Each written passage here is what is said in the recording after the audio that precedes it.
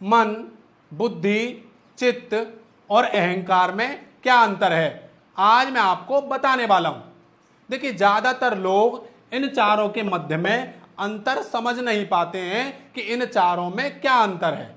देखिए, सबसे पहले मैं आपको बताता हूं, ये जो मन है, बुद्धि है, जो चित्त है, ये अहंकार है, यह आपके किसके भाग हैं, अंतःकरण के भाग हैं। किसके भाग हैं, अंतःकरण के भाग। अब बात करते हैं कि मन क्या है, मन किसे कहते हैं। देखिए, मन वह है जो इच्छाओं, भावनाओं और विचारों के साथ संकल्प विकल्प करता है। क्या करता है, संकल्प और विकल्प करता है। मन हमारा इच्छाओं का, विचारों का, भावनाओं का केंद्र है। अब मैं आपको उदाहरण देकर के समझाऊंगा ताकि आपको अच्छे से समझ में आ जाए। उससे पहले मैं आपको बता देता हूं कि मन की प्रकृति कैसी होती है। मन की प्रकृति होती है चंचल। मन हमारा क्या होता है, चंचल होता है और यह स्थिर नहीं होता है। ठीक है, मन हमारा इच्छाओं को प्रकट करता है, भावनाओं को प्रकट करता है, विचारों को प्रकट करता है। अब उदाहरण क्या है, सपोज दैट आपके पास कोई फोन आता है आपके जानकार का और आपसे कहता है कि कल आपको वृंदावन आना है। आप कह देते हैं ठीक है, मैं कल वृंदावन आ जाऊंगा। और जब आप वृंदावन के बारे में, जाने के बारे में सोचते हैं तो मन आपको याद दिलाता है किन विचारों को, जैसे आप टैक्सी से जा सकते हैं, आप ट्रेन से जा सकते हैं, आप बस से भी जा सकते हैं। मन ने क्या किया, तुरंत अपनी इच्छाएं प्रकट कर दी, अपनी भावनाएं प्रकट कर दी, आपको ऑप्शंस दे दिए, टैक्सी का, ट्रेन का और बस का। ठीक है, ये तो हो गया आपका मन। अब बातें करते हैं सबसे पहले चित्त की, ताकि फिर मैं बुद्धि के बारे में बताऊंगा, तभी आपको अच्छे से समझ में आएगा। देखिए, चित्त को ज्यादातर लोग नहीं समझ पाते हैं। चित्त क्या है, चित्त क्या होता है, चित्त हमारा संस्कारों का और स्मृतियों का भंडार है। किसका भंडार है, संस्कारों का और स्मृतियों का भंडार है। चित्त हमारा इंद्रियों के अनुभवों को याद रखता है। कैसे अनुभवों को याद रखता है, वह आपको देखिए उदाहरण से समझ में आ जाएगा मैं क्या कहना चाह रहा हूं। अच्छा, चित्त की प्रकृति क्या होती है, चित्त की प्रकृति है, चित्त में हमारे ज्ञान और संस्कार जड़ जमाते हैं। अब उदाहरण देकर के समझाता हूं। देखिए, मन ने आपको क्या किया, अपनी भावनाएं प्रकट कर दी कि आप बस से जा सकते हैं, ट्रेन से जा सकते हैं और किससे, टैक्सी से जा सकते हैं। अब चित्त क्या करेगा, आपके पुराने अनुभवों को याद दिलाएगा। सपोज दैट पहले अगर आप कभी बस से गए होंगे तो आपके बस के अनुभवों को याद दिलाएगा कि यार बस से गए थे, बड़ा बेकार रहा था, भीड़ मिली थी, बहुत दिक्कत हुई थी। क्योंकि आपके पहले अनुभवों को चित्त क्या कर रहा है, याद दिला रहा है आपको।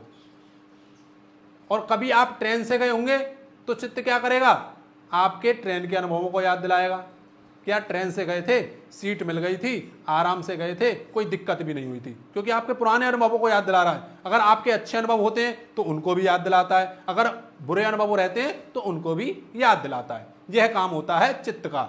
अब बात करते हैं बुद्धि की, कि बुद्धि किसे कहते हैं।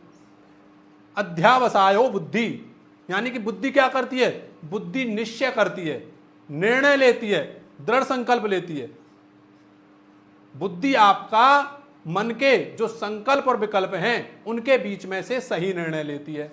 जैसे कि उदाहरण से आपको अच्छे से समझ में आ रहा होगा, जैसे आपके मन ने आपको क्या किए थे, बस का, ट्रेन का और टैक्सी का ऑप्शन दिया था।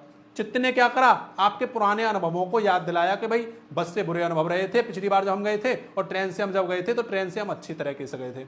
तो आपका अब आपकी बुद्धि क्या करेगी, यहां पर निर्णय लेगी। जैसे आपकी बुद्धि ने निर्णय लिया कि यार हम ट्रेन से जाएंगे, ट्रेन बहुत अच्छा ऑप्शन है, सस्ता भी है, और हम जब चित्त ने आपको जो याद दिलाया कि हम बहुत अच्छे से गए थे पिछली बार, तो बुद्धि ने आपके निर्णय ले लिया कि हम ट्रेन से जाएंगे।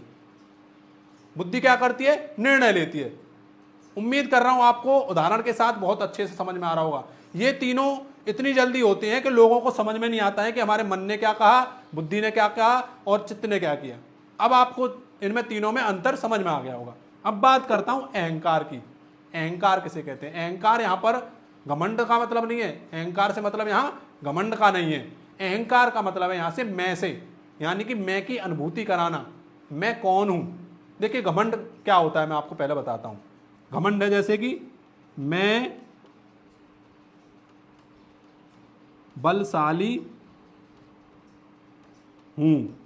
अब यहां पर घमंड क्या है, मैं है या बलशाली, घमंड है यहां पर बलशाली।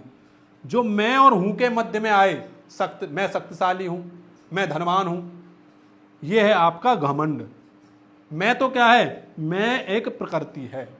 मैं तो आपका तभी जाएगा जब आप इस संसार से चले जाएंगे। अगर आपको मैं की अनुभूति नहीं रहेगी, सपोज दैट कोई सामने से ट्रक आ रहा है, अगर आपको मैं कौन हूं क्या है अगर आपको ये पता ही नहीं रहेगा, क्या करेगा, ट्रक मार जाएगा। अगर आपको अनुभूति होगी अरे यार ट्रक मुझे मार जाएगा अगर मैं इसके सामने आ गया, तो आपको क्या है, मैं की अनुभूति है, मैं कौन हूं, मैं मर जाऊंगा। तो मैं की अनुभूति दिलाता है आपको क्या, ये अहंकार। यहां पर अहंकार से मतलब है मैं की अनुभूति दिलाना, मैं कौन हूं, क्या हूं।